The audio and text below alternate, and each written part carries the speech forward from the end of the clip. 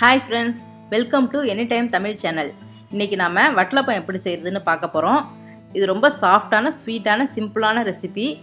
ரம்ஜான் பக்ரீத்துக்கு அதிகமாக முஸ்லீம் வீட்டில் இதை செய்வாங்க.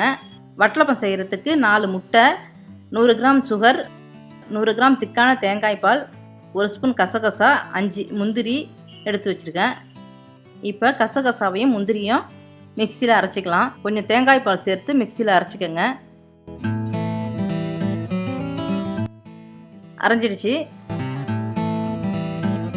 இப்போ மிக்ஸி ஜாரில் 4 முட்டையை சேர்த்து சுகரையும் சேர்த்து நல்லா அடிச்சிருங்க. ரெடி ஆயிடுச்சு. இப்போ தேங்காய் பாலையும் அரைச்சி வச்சிருக்க முந்திரி கசகசாவையும் சேர்த்துருங்க. இப்போ எல்லாத்தையும் மறுபடியும் ஒருத்தர் நல்லா பிளெண்ட் பண்ணிடுங்க. ரெடி ஆயிடுச்சு. ஒரு பாத்திரத்தில் 1 ஸ்பூன் நெய் சேர்த்துக்கோங்க. அது எல்லா இடத்துலையும் படுற மாதிரி தடவி விட்டுக்கோங்க. நெய் தடவுறதுனால வட்டலப்பம் ஒட்டாமல் வரும்.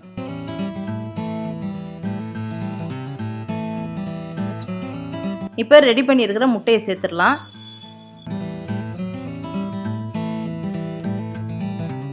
அலுமினிய ஃபாயில் போட்டு மூடிடுங்க. வேகும்போது ஆவியில் வர தண்ணி உள்ளார போகாமல் இருக்கும். மூடி போட்டுருங்க. ஒரு இட்லி பாத்திரத்தில் தண்ணி வச்சுக்கிட்டு ஒரு ஸ்டாண்ட் போட்டுருங்க. ரெடி பண்ணினத்தை உள்ளார வச்சு மூடி வச்சுருங்க.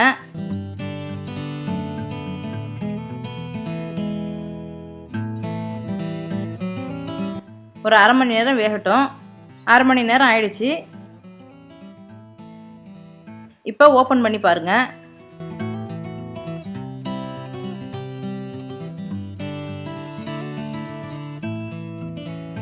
ஒரு கத்தியை வச்சு வெந்துருச்சான்னு பாருங்க. கத்தியில் ஒட்டாமல் இருந்தால் வெந்துருச்சுன்னு அர்த்தம். இப்போ ரெடி ஆயிடுச்சு. ஒரு பிளேட்டில் எடுத்து உங்களுக்கு வேணுங்கிற அளவுக்கு பீஸ் போட்டு வச்சுக்கோங்க. அவ்வளோதாங்க. ரொம்ப சிம்பிளான, சுவையான, டேஸ்டான வட்டலப்பம் ரெடிங்க. கண்டிப்பாக நீங்களும் இதை உங்கள் வீட்டில் ட்ரை பண்ணி பாருங்கள். Thanks friends. இந்த வீடியோ உங்களுக்கு பிடிச்சிருந்தா லைக் பண்ணுங்கள், ஷேர் பண்ணுங்கள், கமெண்ட் பண்ணுங்கள். அடுத்தடுத்த வீடியோவை பார்க்குறதுக்கு எனி டைம் தமிழ் சேனலை சப்ஸ்கிரைப் பண்ணிடுங்க. மறக்காமல் பெல் பட்டனையும் கிளிக் பண்ணிடுங்க.